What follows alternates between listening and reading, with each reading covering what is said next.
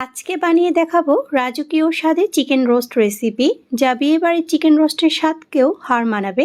এই chicken roast যাকে বানিয়ে খাওয়াবেন সেই আপনার রান্নার প্রশংসা করতে বাধ্য হবে।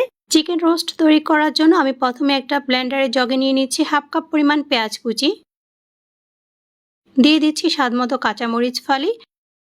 এরপর আমি এখানে দিয়ে দিচ্ছি 1 টেবিল চামচ পরিমাণ কাজু বাদাম, আর দিয়ে দিচ্ছি আমি এখানে 1 টেবিল চামচ পরিমাণ কিশমিশ।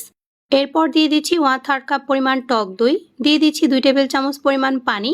এখন সবকিছুকে একসঙ্গে ভালো করে ব্লেন্ড করে নিব। ব্লেন্ড করে নেওয়া হয়ে গেলে এখন এগুলোকে একপাশে রেখে দিচ্ছি। চিকেন রোস্ট তৈরি করার জন্য আমি এখানে নিয়েছি রাঁধুনি রেডি মিক্স রোস্ট মশলা। আপনারা চাইলে যে কোনো ব্র্যান্ডের মশলা এখানে ইউজ করতে পারবেন। এরপর আমি এটাকে পানি দিয়ে ভালো করে মিশিয়ে নিব। আর এভাবে মশলাটাকে মিশিয়ে নিয়ে তারপর রোস্টটাকে রান্না করলে কিন্তু রোস্টটা খেতে বেশি ভালো লাগে। এরপর এটাকেও একপাশে রেখে দিচ্ছি। রোস্ট তৈরি করার জন্য আমি এখানে নিয়েছি 6 পিস মুরগির মাংস, আর আমি এগুলোকে পরিষ্কার করে ধুয়ে নিয়েছি। এরপর আমি এর মধ্যে দিয়ে দিচ্ছি স্বাদ মতো লবণ, দিয়ে দিচ্ছি সামান্য একটু লাল মরিচের গুঁড়া, এতে করে রোস্টের কালারটা সুন্দর আসবে।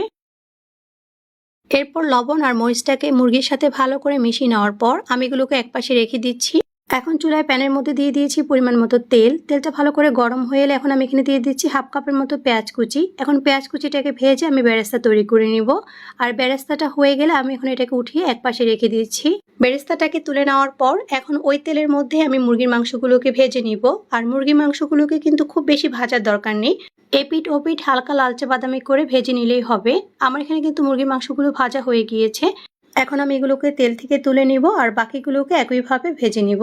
মুরগির মাংসগুলোকে ভেজে নেওয়ার পর এখন ওই তেলের মধ্যে আমি দিয়ে দিচ্ছি 1 টুকরা দারুচিনি, দিয়ে দিচ্ছি 3টা এলাচ। আর এলাচের মুখটাকে একটু ফাটিয়ে দিলে কিন্তু এর সুঘ্রাণটা অনেক বেশি বের হবে। এরপর আস্ত গরম মশলাগুলোকে একটু ভেজে নিব। আর এগুলোকে ভেজে নেওয়ার পর আমি এখানে দিয়ে দিচ্ছি সামান্য একটু পেঁয়াজ কুচি। এখন পেঁয়াজ কুচিটাকেও একটু ভেজে নিব। পেঁয়াজ কুচিটাকে ভেজে নেওয়ার পর আমি এখানে দিয়ে দিচ্ছি 2 চা চামচ পরিমাণ আদা ও রসুন বাটা। এখন আদা রসুন বাটাটাকে একটু ভালো করে কষিয়ে নিব যাতে করে কাঁচা গন্ধটা চলে যায়। আদা রসুন বাটাটাকে কষিয়ে নেওয়ার পর আমি এখানে ব্লেন্ড করে রাখা মিশ্রণটাকে দিয়ে দিচ্ছি, আর এটাকেও মিশিয়ে নিব। আর এরপর আমি এখানে দিয়ে দিয়েছি ভিজিয়ে রাখা রোস্টের মশলাটা। এখন এটাকেও ভালো করে কষিয়ে নিব। মশলাটাকে কষিয়ে নেওয়ার এই পর্যায়ে আমি এখন এখানে দিয়ে দিচ্ছি স্বাদ মতো লবণ। আর লবণটাকে ভালো করে মিশিয়ে নিয়ে আমি এখানে দিয়ে দিচ্ছি 1 টেবিল চামচের মতো টমেটো সস। এখন টমেটো সসটাকেও ভালো করে মিশিয়ে নিব। আর এই পর্যায়ে আমি ব্লেন্ডারটা ধুয়ে সামান্য একটু পানি দিয়ে দিচ্ছি যাতে করে মশলাটা পুড়ে না যায়, এটা খুব ভালো করে কষিয়ে নেওয়া যায়। মশলাটা কিছুক্ষণ কষিয়ে নেওয়ার পর এখন আমি এখানে দিয়ে দিচ্ছি ভেজে রাখা মুরগির মাংসগুলো।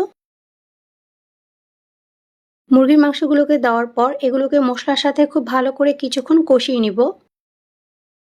মুরগির মাংসগুলোকে ভালো করে কষিয়ে নেওয়ার পর যখন তেলটা উপরে উঠে আসবে সেই পর্যায়ে আমি এখানে দিয়ে দিচ্ছি আগে থেকে জাল করে নেওয়া 1.5 কাপ পরিমাণ তরল দুধ। তবে আপনারা চাইলে এখানে গুঁড়া দুধের সাথে পানি মিশিয়েও কিন্তু ব্যবহার করতে পারবেন। দুধটাকে দেওয়ার পর এখন সবকিছুকে ভালো করে নেড়েচেড়ে মিশিয়ে নিয়ে আমি এটাকে ঢাকনা দিয়ে ঢেকে কিছুক্ষণ রান্না করে নিব। কিছুক্ষণ রান্না করে নেওয়ার পর আমার এখানে কিন্তু রোস্টের ঝোলটা দেখতেই পাচ্ছেন ঘন হয়ে এসেছে, আর সেই সাথে মুরগির মাংসটাও কিন্তু খুব ভালো করে সিদ্ধ হয়ে গিয়েছে। আর এই পর্যায়ে আমি এখন এখানে দিয়ে দিচ্ছি 3টা আলু বোখারা। এরপর এখানে কিছু খোসা ছাড়ানো কাঠবাদাম কুচি দিয়ে দিচ্ছি, আর দিয়ে দিচ্ছি ভেজে রাখা পেঁয়াজ বেরেস্তা।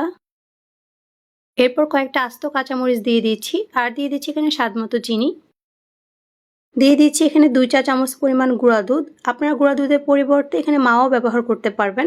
এরপর আমি এখানে 2 চা চামচ পরিমাণ ঘি দিয়ে দিচ্ছি। এরপর হাফ চা চামচ পরিমাণ গোলাপ জল ও হাফ চা চামচ পরিমাণ কেওড়া জলকে একসঙ্গে মিশিয়ে সেটা দিয়ে দিচ্ছি। এখানে কিন্তু কেওড়া জলটা অবশ্যই দেওয়ার চেষ্টা করবেন, এতে করে খুব শাহি একটা ফ্লেভার আসবে। এখন সবকিছুকে একসঙ্গে মিশিয়ে নিয়ে আমি এটাকে আরো 2 মিনিটের মতো দমে দিয়ে রাখবো। রোস্টের গ্রেভিটা আপনারা আপনাদের পছন্দ মতো রাখতে পারেন। অনেকে পাতলা পছন্দ করে, আবার অনেকে মাখা মাখা পছন্দ করে। আপনারা আপনাদের পছন্দ মতো এটাকে নামিয়ে নিতে পারবেন। রোস্টটা হয়ে গেলে এখন আমি রোস্টটাকে উপরে কিছু পেঁয়াজ বেরেস্তা, বাদাম কুচি আর কিছু কিশমিশ দিয়ে পরিবেশন করে দিয়েছি। তৈরি হয়ে গেল লোভনীয় স্বাদে চিকেন রোস্ট, যা বিয়ে বাড়ির চিকেন রোস্টের স্বাদকেও হার মানাবে। রেসিপিটি ভালো লেগে থাকলে অবশ্যই আপনাদের ফ্রেন্ডস ও ফ্যামিলির সাথে শেয়ার করবেন। আর এরকম আরো অনেক সহজ ও মজার রেসিপি দেখার জন্য অবশ্যই পেজটিকে ফলো দিয়ে পেজটির সাথেই থাকবেন।